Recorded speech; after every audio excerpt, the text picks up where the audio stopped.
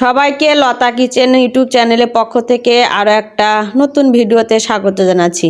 আজকে দুপুরে যা যা রান্না করব, এখানে রয়েছে বেতের শাক, আগে থেকে ধুয়ে পরিষ্কার করে রেখেছি, ফুলকপি আর নতুন আলু দিয়ে রুই মাছের একটা ঝোল করব একদম সাধারণভাবে। আজকে বেতের শাকটা পেঁয়াজ কুচি এবং রসুন কুচি দিয়ে ভাজি করব। প্রথমে আমি শাকটা আগে ভাপিয়ে নেব।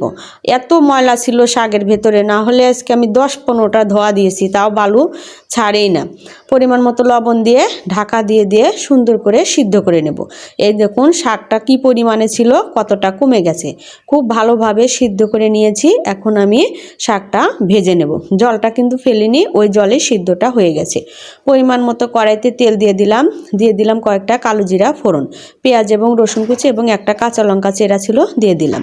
যে কোনো শাক ভাজির ভিতরে কিন্তু কালো জিরা ফোড়নটা দিলে বেশ ভালো লাগে খেতে। পেঁয়াজ এবং রসুনটা একটু লাল লাল করে ভেজে নিয়েছি। ভাপিয়ে রাখা বেতের শাকটা দিয়ে দিলাম। খুন্তি দিয়ে খুব ভালোভাবে থেতিয়ে নেব। বেতের শাক কিন্তু ভাজলে এমনিতেই মাখো মাখো হয়ে যায়, খেতে কিন্তু খুব ভালো লাগে। এই দেখুন ভাজাটা আমার হয়ে গেছে, এখন নামিয়ে নেব। পেঁয়াজ এবং রসুন দিয়ে ভাজলাম, রসুন থেতো করে দিলেও ভালো লাগতো, পেঁয়াজটাও একটু দিয়ে দিলাম। বেতের শাকটা ভাজা হয়ে গেছে, নামিয়ে নিয়েছি। কড়াইতে পরিমাণ মতো তেলটা দিয়ে মাছগুলো খুব ভালোভাবে ভেজে নেব। মাছের সাইজটা আজকে বেশ বড় ছিল, গাদার চাকাগুলোর মাঝখান দিয়েও আমি ফালি করে নিয়েছি। মাছগুলো একদম লাল লাল করে ভেজে নিয়েছি। মাছ ভাজা দিয়ে কিন্তু গরম ভাত খেতে, শীতের দিনে আলু ভাতটা হলে খেতে খুব ভালো লাগে। মাছ ভাজা ওই তেলের মধ্যেই একটা তেজপাতা এবং পাঁচফোড়ন দিয়ে নিলাম। এখন ফুলকপি এবং আলুগুলো দিয়ে দেবো।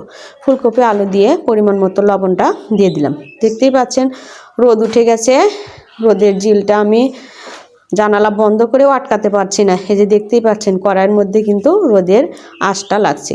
পরিমাণ মতো হলুদের গুঁড়ো দিয়ে দিলাম ধনিয়া গুঁড়ো দিয়ে খুব ভালোভাবে ভাজা ভাজা করে নেব, যতক্ষণ না পর্যন্ত জলটা শুকিয়ে যায়।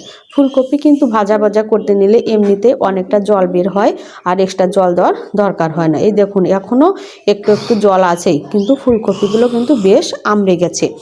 এখন আমি পরিমাণ মতো ঝোল দিয়ে দিলাম। শুধু কিন্তু কাঁচা লঙ্কা চিড়ে দিয়েছি, বাটা কোনো মশলাই আজকে দেবো না, একদম সিম্পলিভাবে ঝোলটা রান্না করব। তরকারিতে ফুটটা এসে গেছে, ভেজে রাখা মাছগুলো ভালোভাবে দিয়ে দিলাম। মাছগুলো দেওয়ার পরে আর একটু সময় চুলার উপর রেখে নামানোর আগ দিয়ে জিরে গুঁড়ো হোক আর জিরে বাটা হোক, যেটা আপনারা পারেন দিয়ে দিবেন।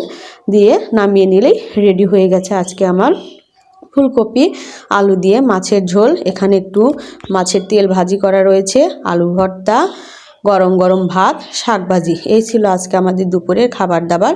ভিডিওটি ভালো লাগলে চ্যানেলটি লাইক এবং সাবস্ক্রাইব করুন।